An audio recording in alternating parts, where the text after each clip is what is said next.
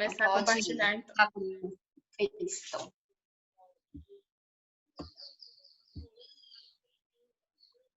Aline. Olá. Ele iniciou com você. Muito bem.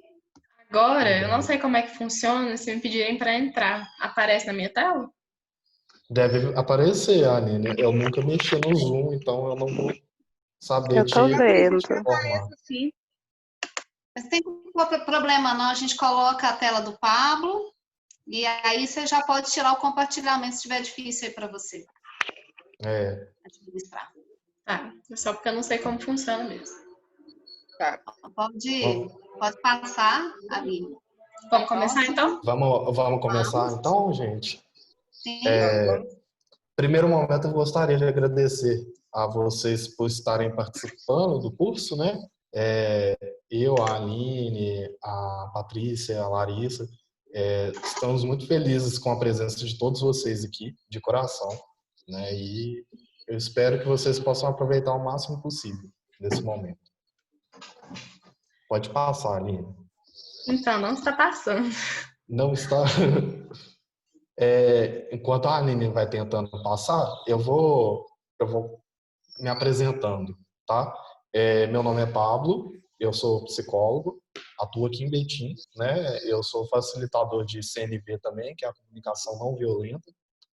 Coordeno junto com a Cássia, que também tá aí nos assistindo, um grupo de prevenção do suicídio, né? E a gente tem aí essa ação já há um tempo e tenho quase 2 anos de formado, né? Então é uma experiência aí que a gente tem compartilhado aí. Hoje eu vou estar falando para vocês sobre a diferença entre depressão e a tristeza, né? Então eu quero trazer mais à tona para vocês isso, para a gente saber diferenciar, porque eu acho que é um elemento crucial, né, para a gente diferenciar essas questões, por sabermos que isso é um fenômeno de grande confusão entre as pessoas. Pode passar, viu, Aline? Beleza. Opa. Demora um pouquinho para passar. Isso. Então, a primeira coisa que eu gostaria de deixar mais claro para a nossa discussão, né, é a questão da tristeza. A tristeza, ela é um sentimento da nossa condição humana, né? Então é algo que nos torna humanos também, né? É muito normal, é muito comum da gente sentir tristeza. Não é uma doença, né? Como muitas pessoas tratam da tristeza como uma doença, né? É uma tristeza que é diferente da tristeza da depressão, né? E que eu vou estar explicando um pouquinho. E aí, o que é essa tristeza? Tristeza é um sentimento que nos permite elaborar algumas perdas, né? Se a gente tem aí uma separação, um divórcio, um luto, né? Algo que vai trazer algum tipo de afeto para a gente no âmbito da perda, né? A gente vai tendo que elaborar essas questões dentro da gente. E é a tristeza que possibilita esse espaço, cria essa possibilidade da gente significar um momento e elaborá-lo, né? Então, quando a gente estava lá no grupo, né, a gente até colocou lá sobre o filme Divertidamente, né? E o filme Divertidamente, ele traz algumas considerações importantes para a gente refletir no âmbito do papel da tristeza na nossa vida, né? Você vê que durante o filme todo o pessoal vai tentando afastar a tristeza, né? Porque a quem tinha que acompanhar ali a realidade da pessoa era a felicidade, né? E o quanto que isso não é algo que a gente vive na nossa sociedade hoje, né? Das cobranças da felicidade, de ser feliz o tempo todo. A gente vê isso escancarado aí nas redes sociais, né? As fotos, uma selfie, mas é uma felicidade de que o tempo todo está pedindo para não se aproximar muito, para não entender o que eu passo, para não perceber que eu também tenho meus momentos de tristeza, que eu também sou um ser humano, né? Que eu tenho outros sentimentos além da felicidade. né, que nos convida o tempo inteiro a sermos felizes e a afastar essa tristeza.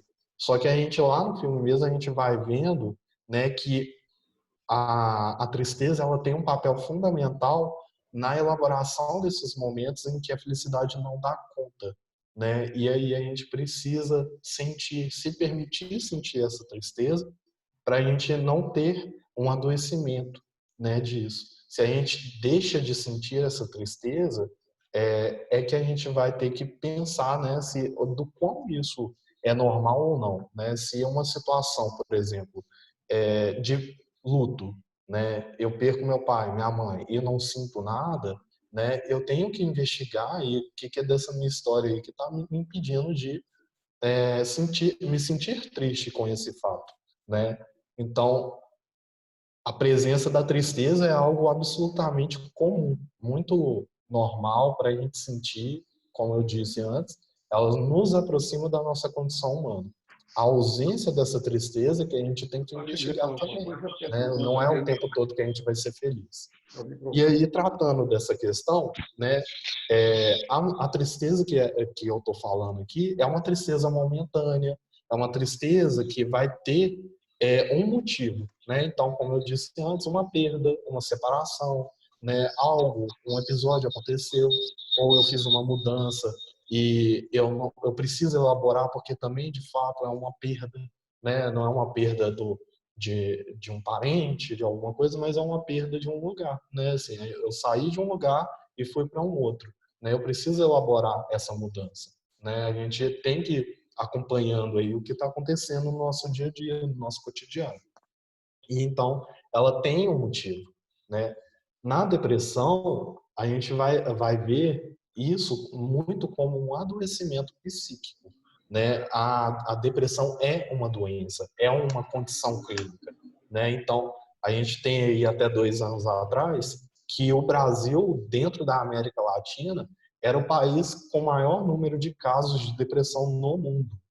E aí, assim, a gente precisa entender que no mundo todo existem mais de 300 milhões de casos e tem sido taxado como o mal do século, né? E a gente precisa dar uma atenção especial para isso, né? Então, a depressão, ela vai afetar o nosso cotidiano, né? Ela vai alterar a nossa forma de perceber, de agir, ela vai fazer várias questões, vai trazendo várias questões para o nosso cotidiano, né? Então, ela vai impactar nos nossos sentimentos, na nossa forma de pensar, na nossa forma de comportar, vai afetar quem está ao nosso redor, né? Então, ela é muito comum de aparecer, né?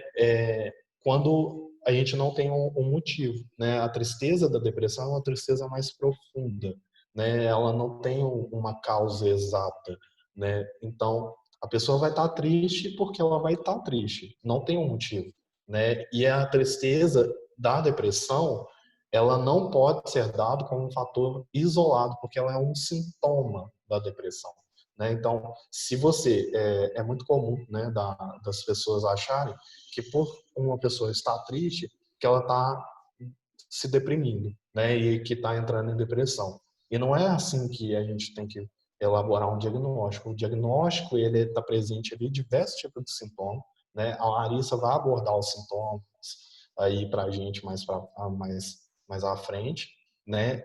Então a gente vai ter que considerar muito mais do que um sintoma apenas, né? E a tristeza da depressão é uma tristeza corporificada, né? É uma tristeza que vai trazendo aí uma tristeza no corpo, né? Tinha uma palavra no nosso dicionário e que ela caiu em desuso, né, com o tempo, que é a palavra pesadume, né? É um pesar, né? Então é bem isso, sabe? O corpo ele vai ficando pesado, né? Então a gente precisa entender que essa tristeza ela vai afetando o corpo, né? Diferente da tristeza que a gente sente no dia a dia, né? Que a gente vai sentindo ela mais relatada por um motivo ou outro, né? A depressão não é um fator somente psicológico, ele tem causas biológicas, tem as causas sociais, né? Então, é um fator social também, e aí a gente precisa entender isso na dimensão biopsicossocial, né, que é o biológico, o psicológico e o social, que a gente precisa entender o sujeito como um todo, né, a pessoa como um todo, né, ela não está fragmentada. No momento que apresenta ali o quadro depressivo, a gente não vai tratar só a depressão, a gente vai tratar também as causas que levaram essa pessoa a deprimir, né?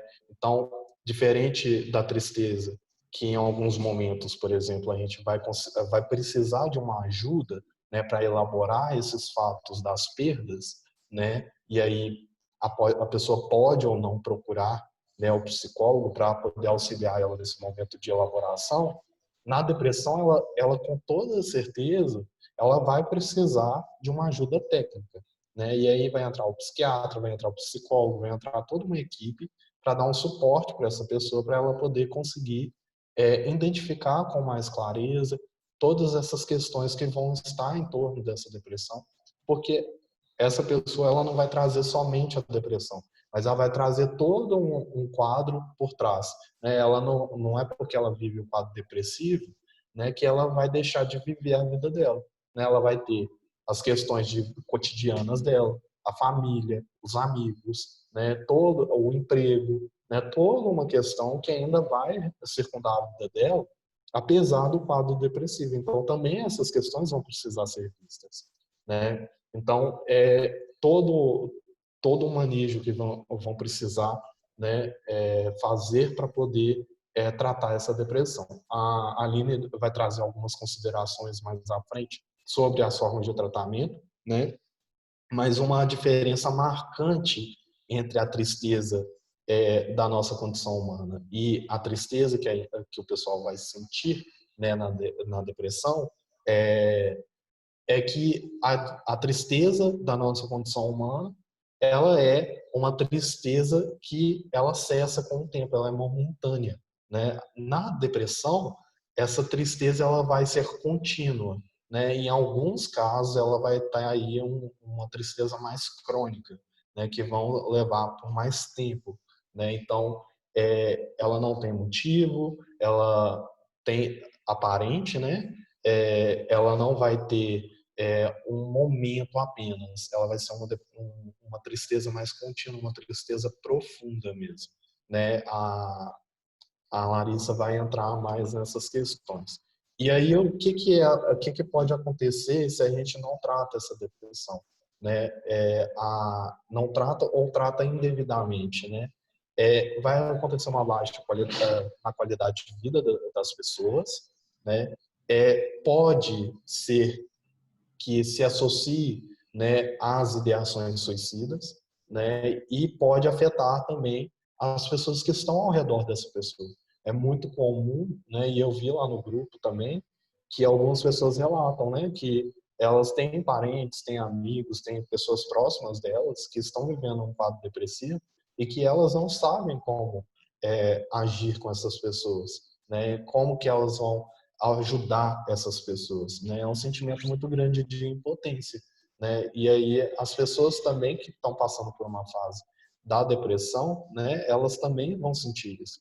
E aí por que a gente traz essas questões? Porque também tem muitas coisas que as pessoas que vivem esse quadro da depressão, né? Que é um adoecimento psíquico, às vezes elas não levam para discutir com os médicos delas sobre os sintomas que estão sentindo, por subestimarem até, né, a depressão ou por não considerarem ela uma doença, ou por também verem como um estigma, né, assim, essa questão do adoecimento mental, né, o adoecimento psíquico, por ser um quadro psiquiátrico, né, tem todo um estigma por trás, né, de que psiquiatra é só para doido, que psicólogo é só para doido, né, e a gente sabe aí que não é isso, né, que também é para essas pessoas, mas que não é somente para essas pessoas, não é exclusivo, né, é um serviço direcionado exclusivamente à loucura,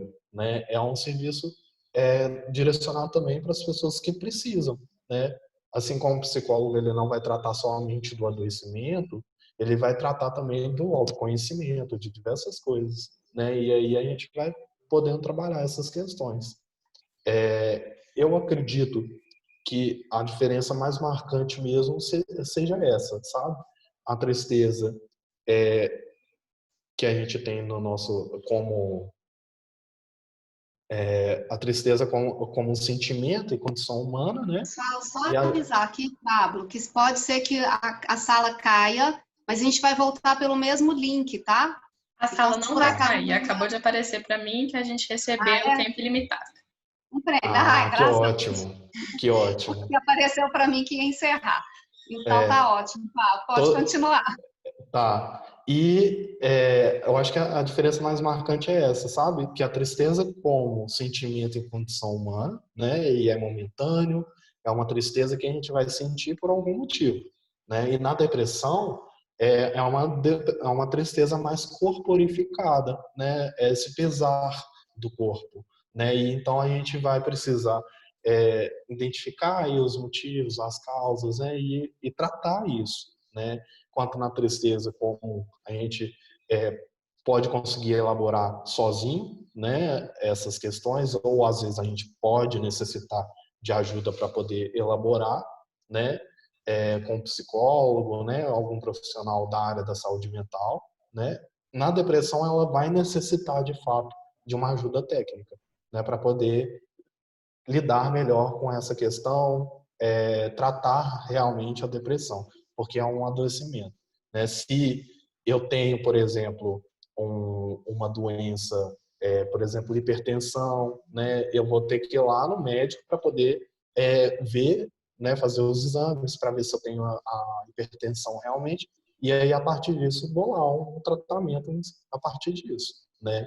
Por que que na depressão a gente vai fazer diferente? Né? Existem diversas doenças aí que a gente trata, né? E aí, quando chega num adoecimento mental, a gente tende a negar essa condição de que é um adoecimento, né? E aí a gente precisa reconhecer isso como uma doença, né? Para a gente poder ver a importância de tratar isso, tá? Eu vou passar a falar agora para a Larissa, porque ela vai trazer algumas questões sobre os sintomas da depressão. Se ficou alguma dúvida, anotem aí, que no final a gente vai responder. Obrigada, Pablo. Gente, então, com bastante carga, né? A gente já chega aí para dar continuidade ao nosso work. Pablo falou muito bem dessa diferença de tristeza. Falamos também da questão da terapia, não é para doido, né? Terapia é para todo mundo, gente. Terapia é saúde, viu? Então, eu acho que ela é válida para qualquer público, para qualquer pessoa. Terapia é saúde também, viu? Mas vamos lá. Eu vou falar um pouquinho dos sintomas que são possíveis. Vou falar um pouquinho de mim, né? Obrigada, Aline. Eu sou uma psicóloga clínica da linha humanista, com ênfase centrada na pessoa. Tenho uma média de 5 anos de formação. Gosto muito de atender grupos e também gosto muito de atendimento individualizado. Atualmente trabalho no setor de alta complexidade da nossa cidade e é isso, né? Vamos falar um pouquinho dos sintomas da depressão. Pode passar, Aline, por favor. Vamos lá. No caso da depressão, os sintomas eles são divididos em 2, mas nós poderíamos dividi-los em 3 ou até em mais. Para simplificar, eu dividi em 2. A tristeza da qual o Pablo estava nos falando, a diferença entre tristeza comum e tristeza depressiva, que é o que a gente chama de humor depressivo. É aquela tristeza que não cessa nunca. A pessoa está triste, em constante tristeza. Ela sente uma autodesvalorização, ela não se sente apta para nada. Ela se sente um peso para a família. Ela sente muitas vezes incapacidade, que ela não é capaz de fazer nada. Muitas vezes para ela o mundo está cinza, sabe? O mundo está cinza e não é possível mudar de cor. Para ela é como se fosse uma coisa que nunca vai mudar. Isso vai ser uma realidade dela a partir de agora. Isso faz parte da depressão. O não ver saídas para isso. O mundo dela literalmente se torna cinza. Tá bom? Mais um pouquinho sobre os sintomas, alguns físicos, que é até interessante, porque aqui no grupo talvez eu tenha pessoas que acarretam a depressão, familiares de depressivos. Essa parte principalmente é para familiares, amigos de pessoas que têm depressão, que é um retardo motor, sabe? Que é uma falta de energia, que é o preguiça, sabe? Que a gente chama de preguiça, né, gente? Não tem como você tem hora falar, fulano é preguiçoso, fulano não faz nada. Mas aí, peraí, vê como é que tá essa preguiça do fulano, esse cansaço excessivo, porque isso não é comum. Isso pode ser pautado com alguns outros parâmetros aí de um quadro depressivo, porque ele perde vontade de iniciativa, ele não consegue dar início a nenhum projeto, ele tem uma falta de concentração também muito grande, que vocês vão ver em diversos casos. Ele tenta, vamos para um curso, vamos. Ele senta lá, tá lá. Daqui a pouco você tá vendo, ele tá contando quantos as já colocou quantos as que ele colocou no caderno, sabe? Totalmente disperso. Isso é uma realidade de pessoas portadoras de depressão, tá bom? Outras coisas que também podem acontecer e são paralelos é a perda de peso. A pessoa perde o apetite, não quer mais comer, sem motivo aparente, perde a fome. E também tem um outro lado, que ela tem uma fome excessiva e constante. Ela tem uma vontade de comer, ela tem um ganho de peso significativo e muito rápido. E normalmente, nesses casos, a pessoa tem uma preferência por doce e carboidrato. Vocês vão conseguir perceber aí, talvez as pessoas próximas de vocês que tenham, elas têm uma preferência pelo doce muito grande. E o ganho de peso ele é muito rápido por causa dessa fazia que ela já sente, né? Essa preguiça, essa falta de estímulo. Alguns casos também, a retração sexual. O indivíduo portador da depressão perde a vontade de ter relações sexuais com seu parceiro. Às vezes perde a vontade até de estar perto, sabe? Ele prefere ficar mais isolado. O depressivo também, ele acarreta alguns sintomas que a gente chama de dores difusas, sabe? Que são aquelas dores assim, nossa, ai, tô com um negócio, com peso aqui no peito, né? Uma dor no peito. Ele sente também falta de ar ou tremores. Ou em alguns casos, ele sente sudorese, ele começa a suar as mãos, pescoço, rosto, os pés. Por que você está suando, fulano? Ai, não sei, estou suado, estou ansioso. Sabe? Eles ficam ansiosos sem motivo aparente, né, no caso. E em último caso, em última esfera, quando essa depressão já está pegando um cunho mais pesado, pode ser que essa pessoa também tenha ideações suicidas, ou seja, vontade de morrer. Ah, eu não valho para mais nada, que é a menos-valia que eu falei lá em cima. Ah, eu só caso peso para os outros, eu não quero mais viver, a vida não faz sentido.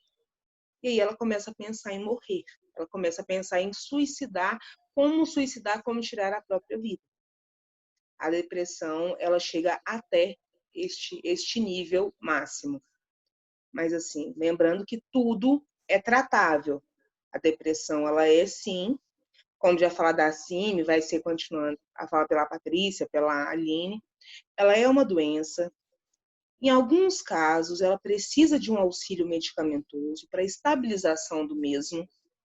A gente vai vendo os porquês, porque ela acarreta realmente questões no cérebro, ela modifica algumas coisas.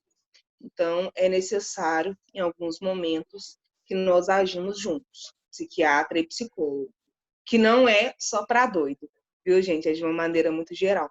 Então, essas são as características mais comuns que um depressivo tem. Bom? Obrigada. Aline? Então, agora eu vou abordar um pouco do âmbito biológico. Eu tive que tirar a apresentação do modo de apresentação, porque não estava passando. Não sei se sou eu que não sou muito letrada no Zoom, mas eu sou estudante de psicologia, já tive experiência com teste psicológico, com recrutamento e seleção, e agora essa experiência no grupo de acolher na depressão. Então, primeiro, para a gente falar sobre a medicação, é preciso explicar um pouco do funcionamento biológico do nosso cérebro. São as células do nosso cérebro, os neurotransmissores, que eles vão fazer a comunicação, seja de dor ou até mesmo controle da respiração e os nossos sentimentos. Então, para se dar essa comunicação, nós temos as células que são os neurotransmissores. Eu não sei se vocês conseguem ver o pincel, mas aqui está um neurotransmissor e aqui está o outro. Então, o neurotransmissor pré-sináptico, ele vai lançar substâncias nesse espaço entre eles, que é chamado de fenda sináptica. Essas substâncias são os neurotransmissores. A intenção é que esse neurotransmissor entre na fenda e se conecte ao neurônio pós-sináptico. Quando isso acontece, ele desencadeia uma reação que perpassa o impulso nervoso. Mas existem também substâncias que elas vão atuar como agente bloqueador. Então, quando o neurotransmissor chega na fenda, às vezes aparecem algumas substâncias para competir, tomando esse lugar de encaixe. E aí o neurotransmissor ele tem que se encaixar em outro lugar. Depois desse encaixe, então, que vai ser como vai ser feita a passagem da mensagem, o neurotransmissor ele vai voltar para a fenda sináptica e ele vai ser recaptado pelo neurônio pré-sináptico. Esse neurônio ele vai ter um estoque de neurotransmissores. Mas acontece que nesse processo de ser recaptado, existe uma enzima que ela vai combater o neurotransmissor. Então, ela vai destruir essa substância. Então, na verdade, nós temos, para a atuação do remédio, normalmente as pessoas depressivas têm baixa de 3 neurotransmissores, que é a serotonina, do bem-estar, ela vai regular o humor, e ela também vai controlar o sono e o apetite, que a Larissa falou que pode ser de mais, pode ser de menos, é porque a serotonina está desregulada. Depois da serotonina, nós temos a dopamina, que é o neurotransmissor do prazer, que normalmente está em baixo. Então, a pessoa depressiva não consegue sentir prazer, nem mesmo nas atividades que ela gostava antes. E a noradrenalina, que é o neurotransmissor do estresse. Então, esses 3 neurotransmissores vão estar em baixa. E isso pode acontecer por uma quantidade elevada de enzimas que destroem os neurotransmissores. Então, o medicamento ele pode atuar inibindo essas enzimas. Pode acontecer também que tenham muitos agentes bloqueadores no cérebro. Então, o neurotransmissor ele não está conseguindo se conectar para poder passar a informação. Então, o remédio ele também pode atuar inibindo o agente bloqueador. Pode ser também que esteja acontecendo uma recaptação muito rápida e o neurotransmissor não tem tempo suficiente na fenda sináptica para se conectar e conseguir passar a informação.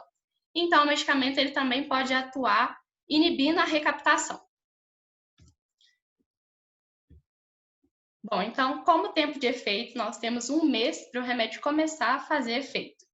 É um tempo longo porque é um processo demorado até estabilizar todas as substâncias do cérebro. E um tempo de 3 meses para começar a se sentir o efeito.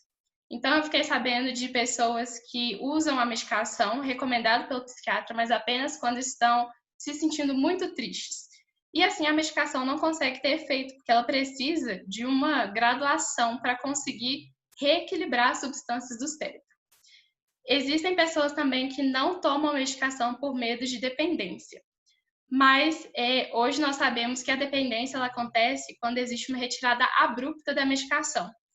Então, o psiquiatra ele faz uma retirada gradual, de pouquinho em pouquinho, para que o cérebro consiga equilibrar todas as substâncias por si só, enquanto a medicação vai saindo. Então, enquanto você vai tirando a medicação, o cérebro vai produzindo mais neurotransmissores.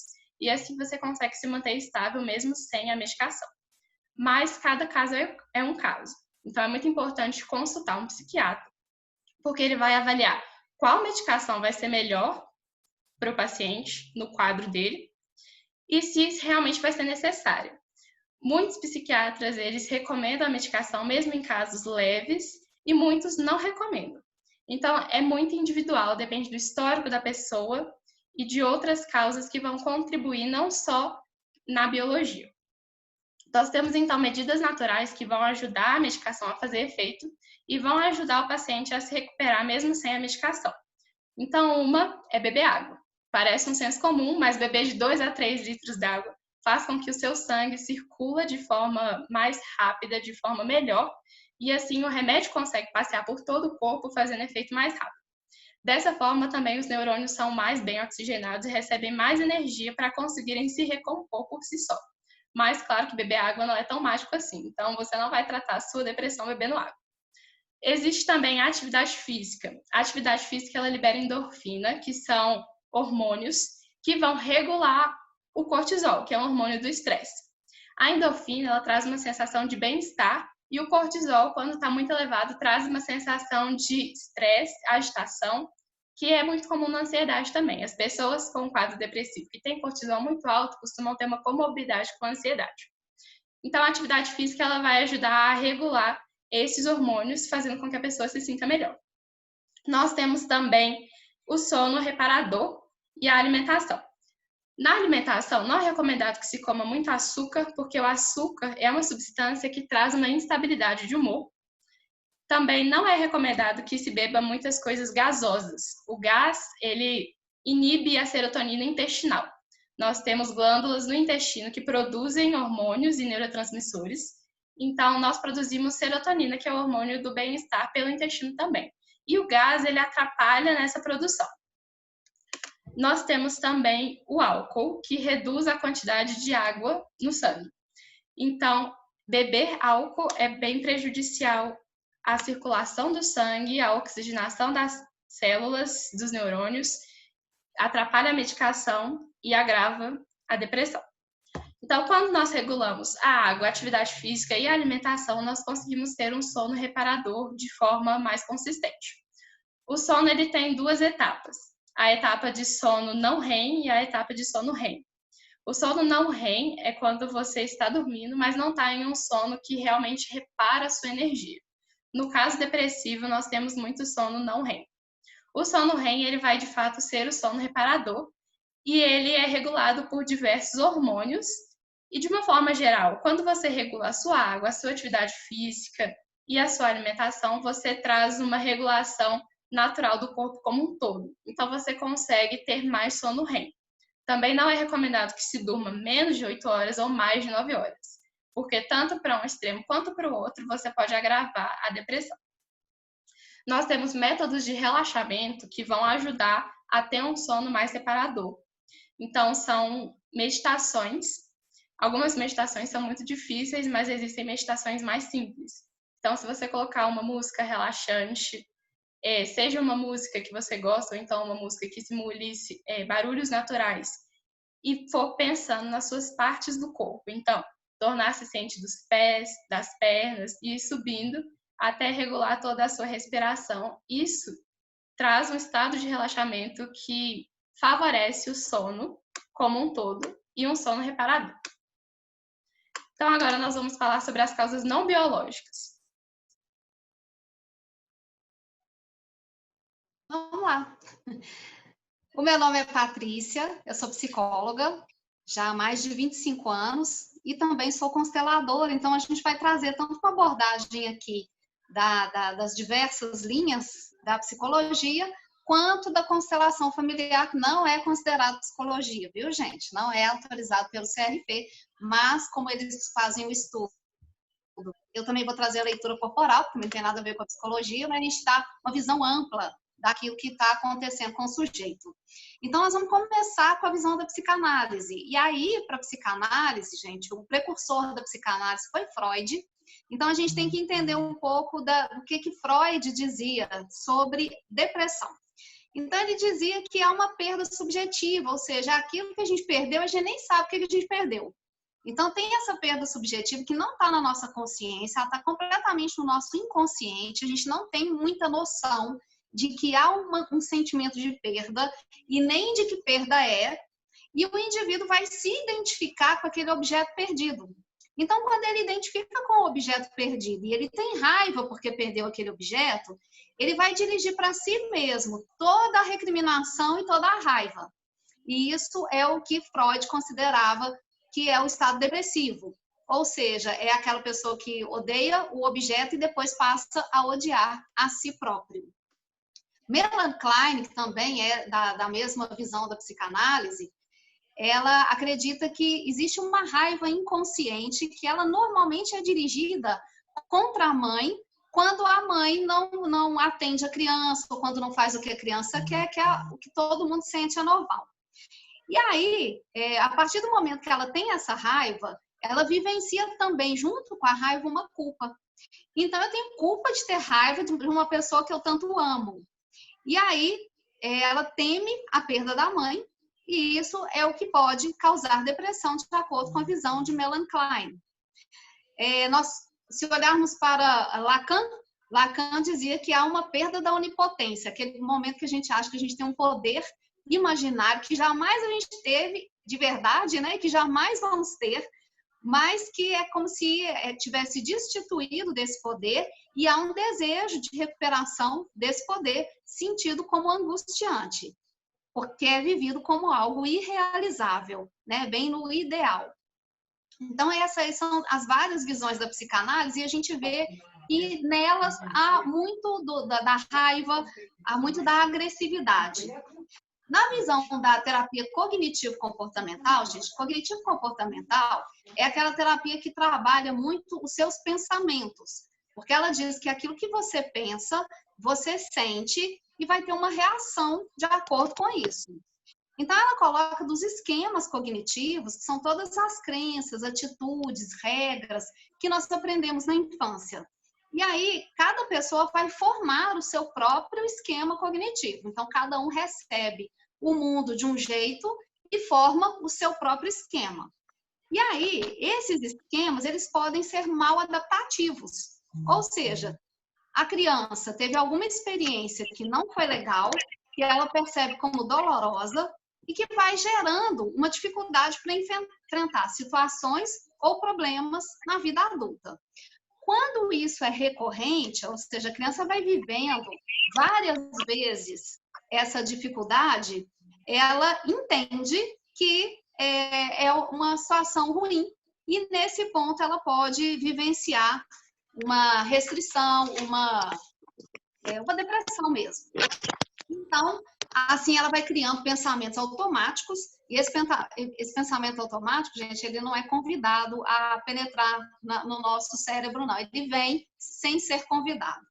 E vai influenciar as nossas interpretações e as nossas experiências atuais. Ou seja, a gente tenta enquadrar tudo no esquema, naquela crença que a gente tem.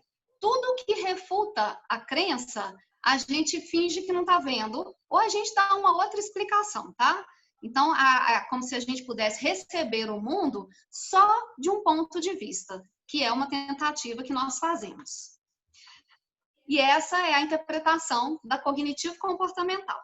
Agora a gente vai para a leitura corporal, e a leitura corporal eu acho que é muito bonita, eu acho que ela dá um apanhado de todas elas, né?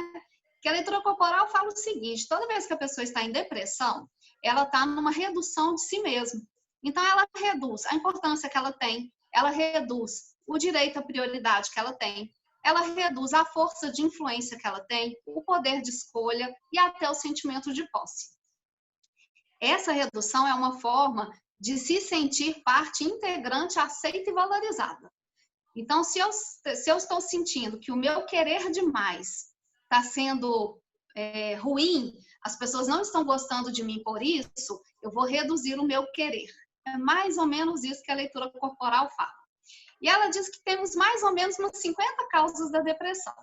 Mas a mais importante que ela considera é que a pessoa está à beira do sucesso, ela teme o que fazer com esse sucesso e com essa liberdade alcançada. Porque nós não estamos acostumados com o sucesso e muito menos com a nossa liberdade. Ou seja, quem serei eu em sucesso? Quem serei eu livre, liberto?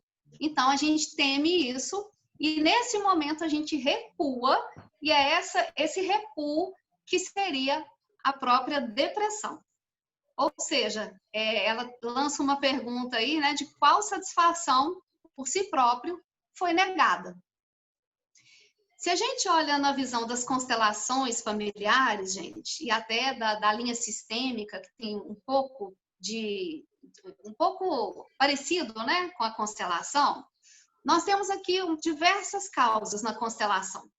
Então, na constelação familiar, existem algumas leis que Bert Hellinger falou que nós estamos todos seguindo essa lei. É igual à gravidade. A gente pode não acreditar na gravidade, mas a gente vai sentir o efeito da gravidade.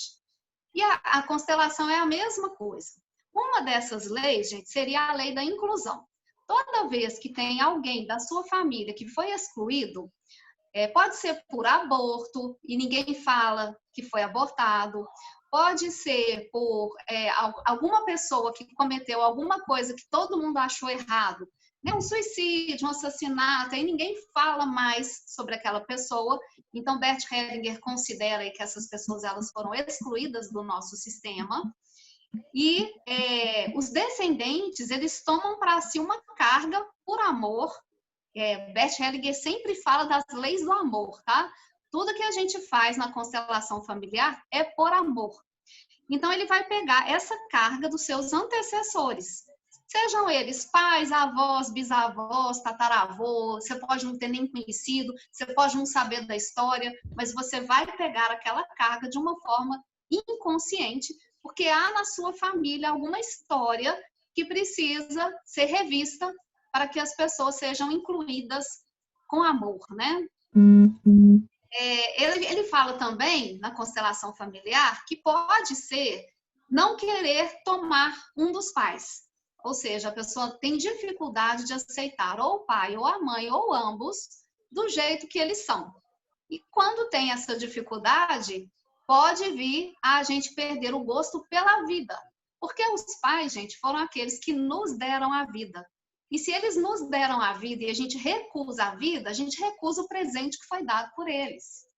Então, a gente vai entrar num processo depressivo porque eu estou emaranhado aí com os meus antepassados. Também existe a ideia de ter um amor interrompido. O que é o amor interrompido?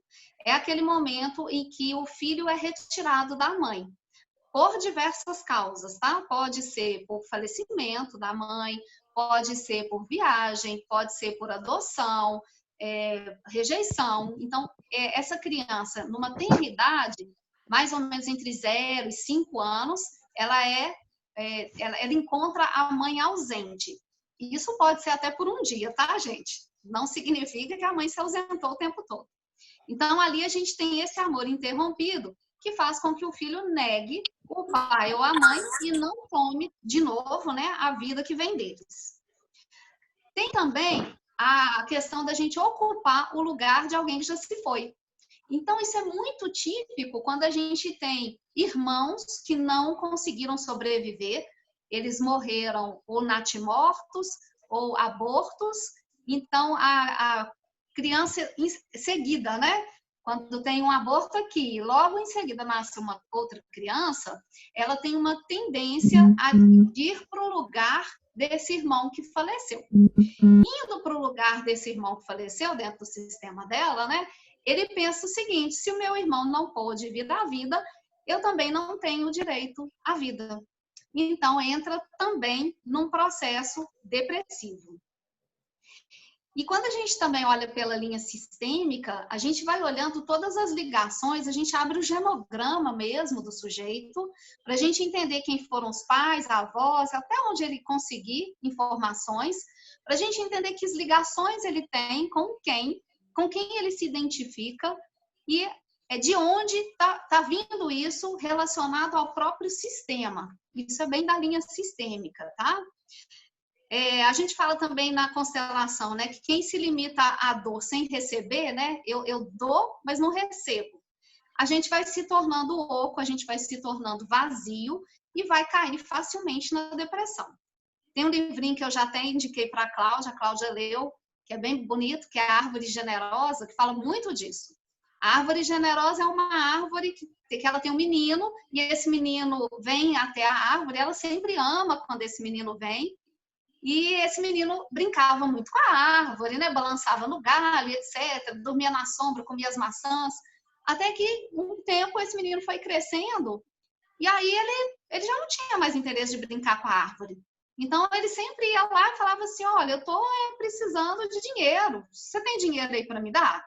E a árvore não tem dinheiro, mas ela falava assim: ó, colhe das minhas maçãs e vende, quem sabe você não consegue um dinheiro.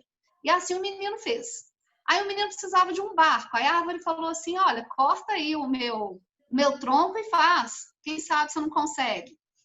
E por fim a árvore foi dando tanto dela que ela acabou sem nada. Ela acabou sem galho, ela acabou sem folha, sem fruto e sem tronco. O menino já estava bem velho e quando ele chega até a árvore pela última vez, ele fala, olha, eu tô cansado, eu não gosto mais de brincar, não tô precisando de nada, só tô precisando de um lugar para sentar. Ela falou assim, tem meu toco, senta aqui no meu toco para você descansar. Então é aquele sujeito, né, que dá tudo o que ele tem e que não recebe nada. E quando a gente vai dando e não recebendo, a gente vai se tornando vazio. Então, toda vez que a gente está vazio, porque está só dando e não está recebendo, a gente precisa ter um olhar para isso e saber o que eu posso fazer de diferente. Tem também casos, gente, que a criança, o fato, se ela precisar morrer pelos pais, ela morre, tá? E isso é bem verdade. Ela adoece, ela morre, ela faz o que o sistema solicitar para ela. Quando a gente atende família, isso é bem perceptível, porque nas famílias a gente vai vendo o adoecimento do sujeito, porque os pais precisam daquele sujeito adoecido, ou daquele sujeito usando droga, de algum mal que aquele sujeito tenha, mas é para servir aos pais. Então, toda criança que poupa os pais, e também ela tem a crença, né, de que não precisa, que eu vou conseguir sozinha, que eu vou dar conta, vai levando à exaustão. Então, a criança percebe o desafio difícil que os pais enfrentam e ela decide não exigir nada deles. Eu até tenho alguns pacientes adolescentes que fazem isso. Tá? São aqueles adolescentes que não são nada rebeldes, mas são muito inteligentes e que eles falam, eu não quero sobrecarregar, eu não quero pedir nada, eu não quero. E vai anulando a si mesmo. Então, tem um medo danado dos pais não suportarem, dos pais morrerem. E a ideia da criança é, papai e mamãe, não morram. Eu vou no seu lugar. Papai e mamãe, não adoeçam. Eu adoeço por vocês. Então, é algo muito sério que nós temos uma inversão da hierarquia, né? Que a criança acaba assumindo o lugar de pai e mãe dos próprios pais. E é isso, gente, nas diversas visões, principalmente na sistêmica, eles falam muito que o amor é um solvente, né? Eu gostei muito disso, né? O amor é um solvente universal para todos os males. Então, tudo que a gente mais deseja na vida é ser amado. E o amor represado, ele vai gerar uma depressão. A gente guarda no cofre, né? Como se o coração se fechasse e vai mudando, então, a química do cérebro, como a Aline mesmo disse aí. E agora, gente, eu queria abrir para vocês perguntarem, discutirem, colocar alguma questão que vocês ficaram com dúvida. Vocês precisam desmutar o microfone aí para vocês falarem, mas só desmuta quando falarem e mute logo em seguida, porque o barulho do ambiente, ele interfere um pouco. Então, quiser falar, desmuta aí o telefone de vocês, fiquem à vontade para perguntar.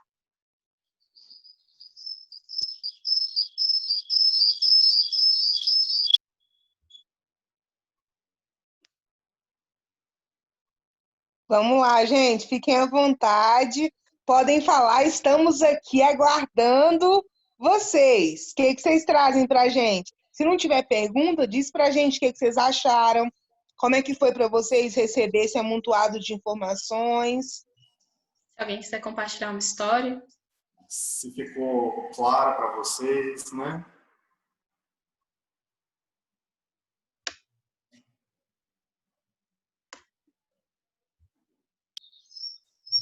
Luciana colocou aqui para todo mundo, que foi muito esclarecedor. Eu que agradeço, Luciana, imagina. A Aline disse sobre o tempo que leva para o medicamento fazer essa... Como é que eu vou... fazer o efeito? A ação. E existe várias pessoas que têm um tempo rápido e tem outras pessoas que têm um tempo mais longo. Eu acredito que esse tempo mais longo são as pessoas assim que estão realmente até mesmo se entregando, porque no meu caso, eu não tenho nem como. Se eu falasse assim, eu só quero ficar deitada, ela não tem vontade de fazer nada. No meu caso é diferente, porque eu tenho filhos, eu tenho marido, tenho, né, família, enfim, e mãe, e tenho que cuidar.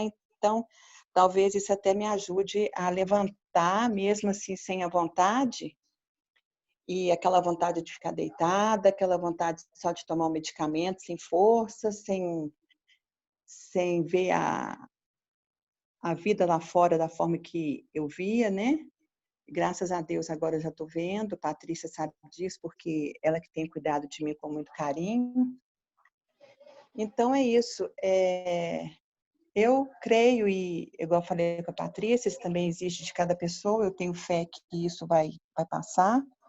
Mas é o que eu disse para ela hoje, a gente também tem que fazer por onde, mas que não é fácil, porque a gente, por mais que a gente tome um medicamento, a gente também tem que tomar alguma autonomia e também não é fácil, né? Porque a gente também está sem essa força, apesar que a gente é obrigada até a levantar e ter isso que eu falei no começo.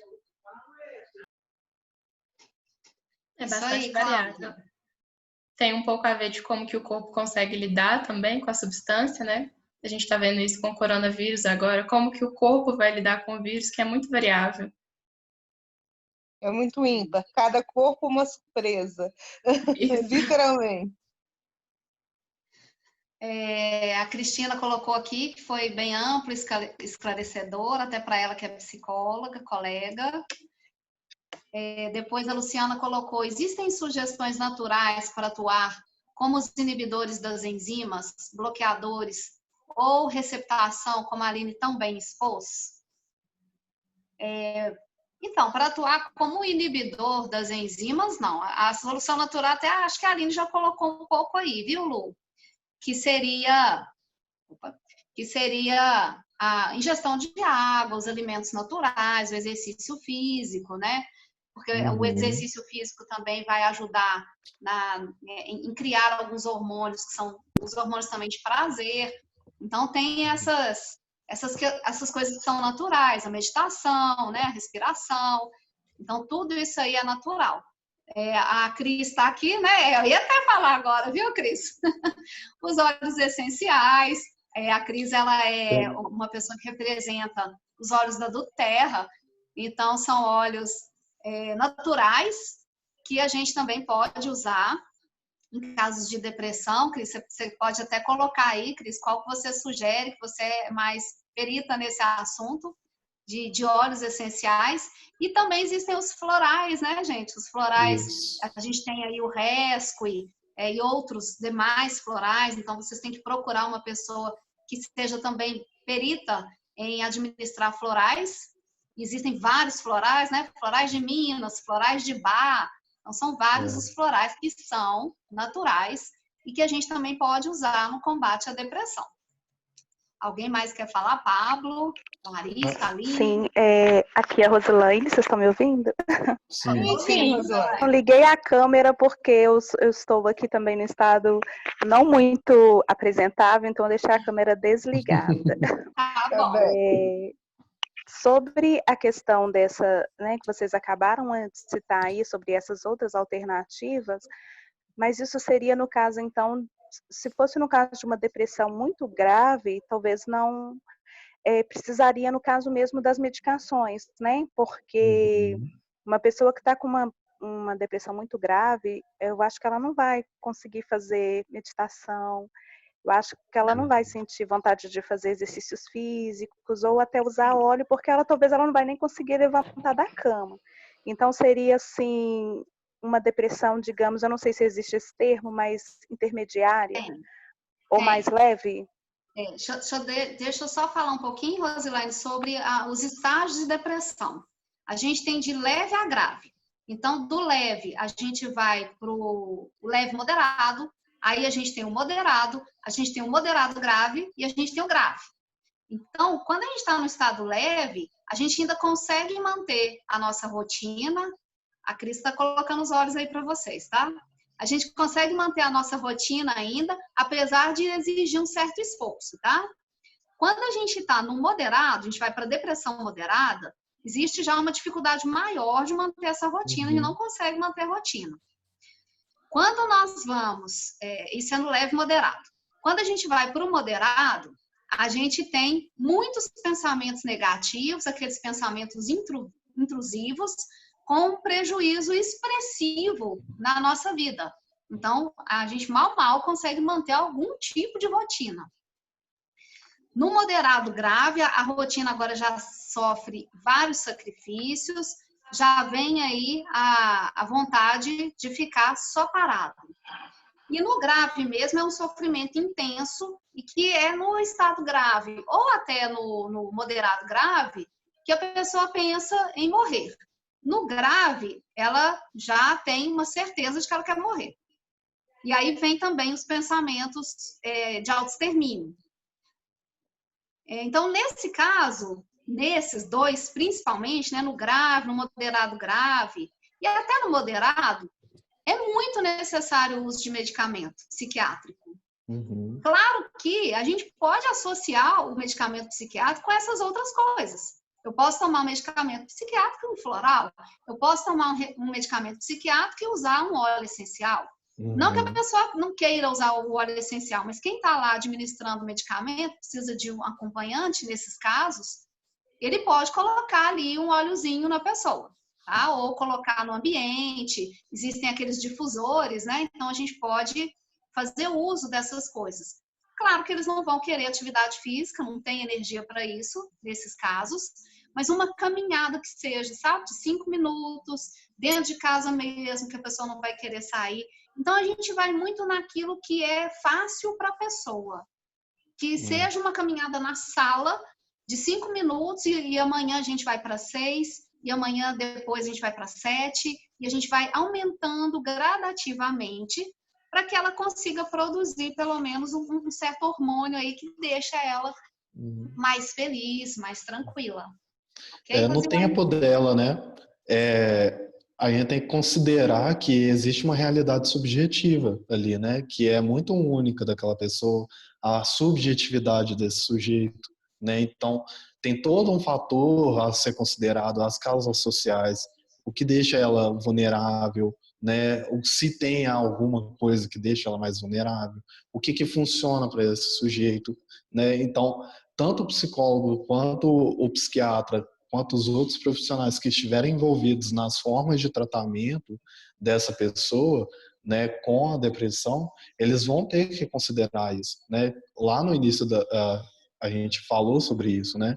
Sobre o sujeito ser biopsicossocial, né? Ele não é um sujeito fragmentado, né? Ele é um sujeito único, né, com a sua singularidade, e a gente tem que respeitar o tempo, o espaço, a forma com que ele vai agir, né? A gente vai encontrando formas, né? Não tem receita pronta, né? Mas existem as formas com que a gente vai encontrando junto com esse sujeito, né? Dele participar desse processo de tratamento, né? Dele ser ativo, que vai ajudar a gente a entender como que esse sujeito funciona para a gente poder saber o que funciona melhor para ele, né? Assim como o Carol falou, o tratamento deve ser abrangente. Muito, assim, a gente trouxe várias opções, sabe? Mas cada um vai ter um caminho a seguir. Tem um que a música vai auxiliar, como a Aline falou, músicas instrumentais. Ela pode causar, ele tomou já o remédio, está fazendo tratamento psicológico, ok. Mas aí, às vezes, ali à noite tem uma musiquinha que o cause o melhor bem-estar. Já é contado um ponto a mais, sabe, para o tratamento dele. Ou um floral, se o floral for fazer bem, o floral deixa ele menos agitado. Ok, isso pode acontecer. A gente expôs aqui todas as opções possíveis, mas cada indivíduo ele é único e o que pode funcionar para mim pode não funcionar para você, não pode funcionar para o outro. É cada um com a sua singularidade. Eu acho que é bem por aí. E é importante que quando exista um comprometimento da rotina da pessoa, que ela consulte o psiquiatra. Nos casos mais leves, talvez ela consiga tratar com terapia, com o óleo, com o floral. tratando da espiritualidade, da mente, talvez ela consiga não usar o remédio, sendo um caso mais leve. Mas aumentando a gravidade, é importante cuidar também da regulação hormonal da pessoa. E a gente falou da constelação aqui também, né, gente? Fazer uma sessão de constelação familiar também é muito boa para você entender se você está numa dessas situações, amor interrompido, ou assumindo o papel de alguém da família que está pegando essa carga, ou de tendo dificuldade de aceitar os seus pais. Então, a constelação, ela é uma técnica que ela mostra o que está acontecendo com você e aí te direciona. Não é mágico, tá? Porque tem muita gente que vem para constelação, eu sou consteladora, e tem gente que acha que agora eu vou resolver minha vida. Não, não vai, tá? A sua vida vai continuar do mesmo jeito, porque você ainda tem coisas para fazer depois da constelação. A constelação é como se fossem 20 sessões de psicoterapia em uma. E aí você tem uma visão enorme do que está acontecendo, mas é claro que você tem algo a fazer. Se você só constelar e ficar esperando, sentada, do mesmo jeito, e achando que você vai mudar, não vai. Alguém tem mais alguma contribuição? Essa questão que você trouxe da fórmula mágica, né, Patrícia?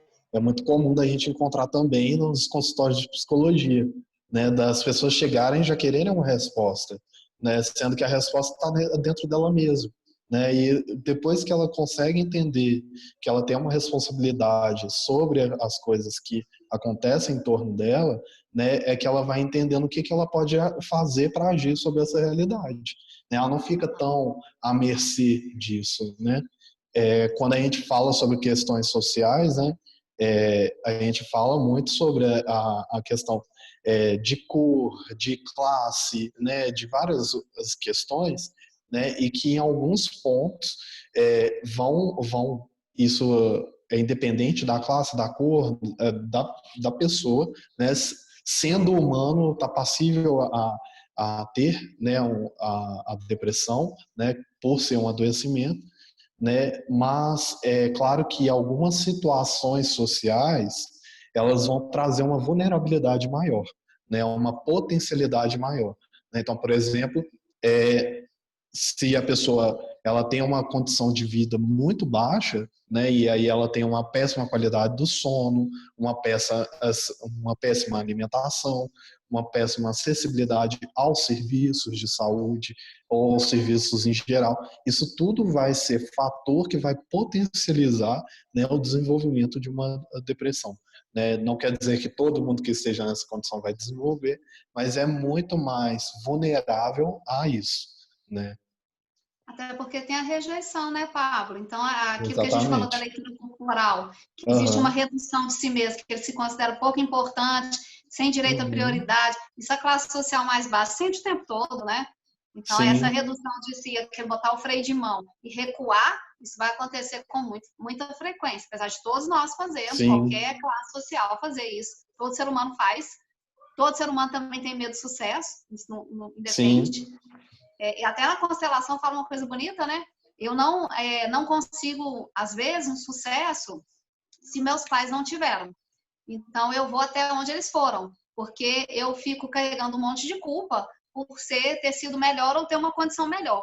Isso e até onde ele está seguro, né? Assim, vários pacientes assim, eles não conseguem. Até quando começa a ganhar dinheiro, eles ficam pensando o que eles vão fazer, porque eu estou ganhando dinheiro que eu nunca tive e meus pais nunca tiveram, eles não podem viajar, eu vou viajar. Então, ele não viaja, ele não curte a vida, ele fica naquela condição de emaranhamento com os pais. Gente, mais alguma dúvida? Vocês estão gostando? Como que tá? Vou agradecer o Pablo, que ele publicou a postagem, eu vi hoje mais cedo. Parabenizar a todos vocês, a apresentação muito boa, muito esclarecedora. Meu nome é John, sou dentista. É muito comum para mim atender o paciente que sofre de algum tipo de depressão, de algum dos níveis da depressão. E é muito comum o paciente chegar e chorar muito na cadeira comigo. Muitas vezes eu fico sem reação, sem saber o que falar. Eu quero saber se vocês têm alguma dica para me dar, como agir com esse paciente que chega e começa a chorar lá comigo na cadeira na hora do atendimento. John, eu diria assim, deixa chorar. Porque não tem muito que a gente possa fazer por aquelas pessoas, tá? Elas também chegam no consultório chorando. É tão bom quando a gente está chorando e não precisa dar explicação nenhuma. Porque é ruim também que a gente tem que falar, não, porque eu sofro de depressão e aí eu tive esse problema. Simplesmente deixa eu chorar, esteja ali com a pessoa. Ó, qualquer coisa que você quiser falar, eu tô aqui e eu tô aqui te ouvindo. E é difícil no dentista que a gente não pode falar muito, né? A boca aberta e deixando. Então é mais difícil. Mas só de você estar ali do lado, que eu tô vendo que você tem uma sensibilidade diferente, né? Só de você estar ali do lado, você já está apoiando, né? Você está ali, segura a mão da pessoa, né? Já é um apoio que você não imagina o significado daquilo, né? Para cada pessoa vai ser de um jeito. Então, já é suficiente. Quando eu estava estudando sobre a CNV, que é a comunicação não violenta, né? A gente trabalha muito a questão da empatia, né? E a gente tem que entender que a empatia, ela não é você fazer pelo outro aquilo que você gostaria de fazer por você, né? Mas é exatamente você sair do seu ponto de referência para você fazer pelo outro aquilo que esse outro gostaria que fizessem por ele, né? Então, se é um momento que ele está ali falando e você está aberto a escutar, escute, né? Que nem a Patrícia fala, às vezes você não precisa dizer nada. Às vezes ele está ali sobrecarregado emocionalmente por algum acontecimento, seja ele qual for, né? E que ele encontrou em você alguma característica de abertura que possibilitou ele ter uma conexão, né? E essa conexão que ele sentiu com você, ele ou ela, né? Sentiu com você, é que vai trazer um alívio, né? Nessas questões emocionais que ele está ali, né? É como se ele estivesse se esvaziando, né? Dessa carga emocional muito forte, né? Então, quando você perceber que uma pessoa, por exemplo, ela está muito suspirando, sabe? Tá dando muitos indícios de uma carga emocional, talvez ela só queira desabafar mesmo, descarregar isso, né? E se ela te permitir e se você tiver algo para dizer para ela, pergunte se ela está à vontade para receber isso que você tem a levar para ela, né? Porque se ela tiver à vontade, ela vai te dizer, ela vai te permitir. A gente fez. Peraí. Eu lembrei aqui, John, de uma vertente da leitura corporal, que eles falam muito do estilo do corpo das pessoas e do que elas normalmente trazem como carga.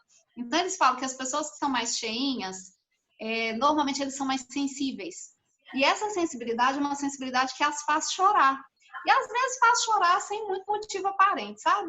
Então, tem uma das pessoas que ensinam sobre a leitura corporal, que ela tem essa característica.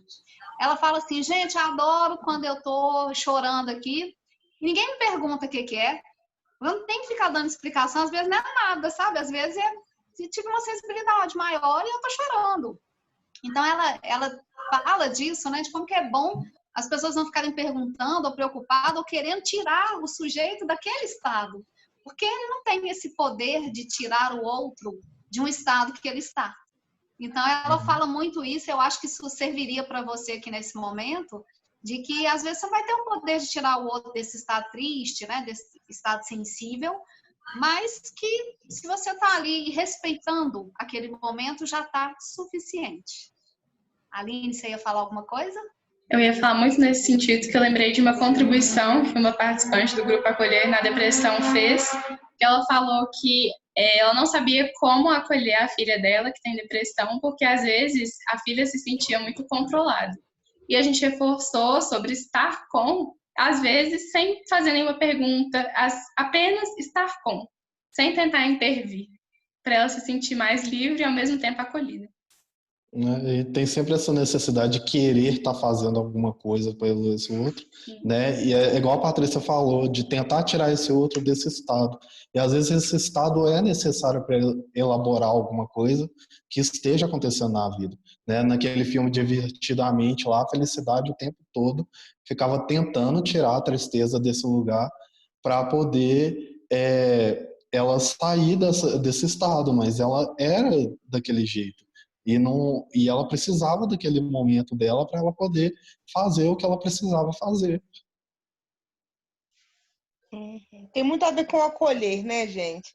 Eu acho que se pensar nisso, John, o fato de você estar ali do lado do paciente já é melhor do que você ter de falar 500 coisas. Ele se sentiu aberto ali para chorar.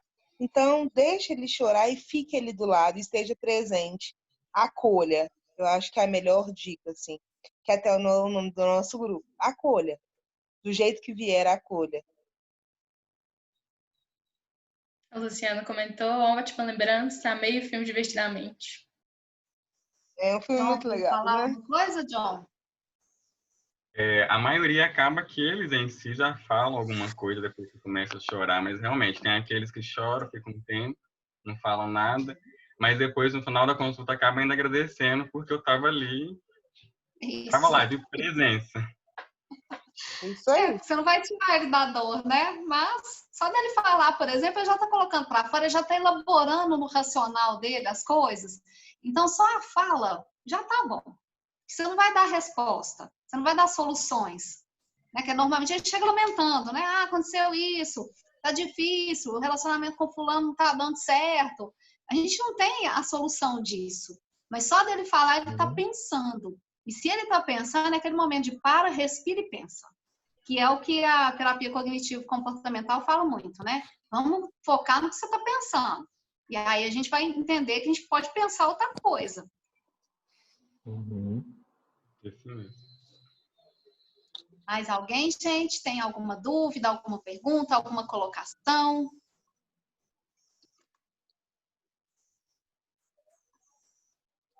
Cássia está agradecendo o convite, esclarecedor, muito bom. Obrigada, Cássia. Obrigado, Cássia. Nós quem Bom que você agradecemos. gostou. Foi excelente. A gente começou aqui com 7 participantes. Participando. Agora tem 12, né? Agora tem 16. Muito 16? obrigada pela presença de todos Nossa. vocês. Oi, gente, muito delícia, obrigado, que bom. de coração mesmo, a todos vocês que participaram. É muito prazeroso para a gente que vocês conseguiram participar desse momento e tenham gostado, né? Isso é importante. Solange colocou aqui também, né? As informações foram valiosas. Às vezes não sabemos como entender algumas atitudes de pessoas a qual tem sintomas depressivos. É verdade, viu, Solange? Isso aí é muito sério. E principalmente quando é familiar, a gente fica meio sem saber mesmo. Com as informações aqui passadas, me abriu um leque de possibilidades para o entendimento do assunto. Agradeço a disposição de vocês gratuitamente para abrir nossas mentes em relação ao assunto. A gente aqui agradece. E a Maria Cristina também, né? Foi muito bom. Vocês estão de parabéns pela iniciativa de conteúdo. Obrigada, Cris. Cris é parceira minha nas lives. Muito obrigado. Nós quem agradecemos a vocês. Sim. Bom, Luciana gente. colocou, acredito que as atitudes generosas como essa transformam o mundo. Muito obrigada. Verdade, Lu. E a Lu é cheia de atitude generosa também. De coração, muito obrigado a todos vocês, viu? Obrigada, gente. Nós vamos encerrar. Esse vídeo vai ficar gravado. A gente vai colocar lá no nosso grupo de apoio à depressão.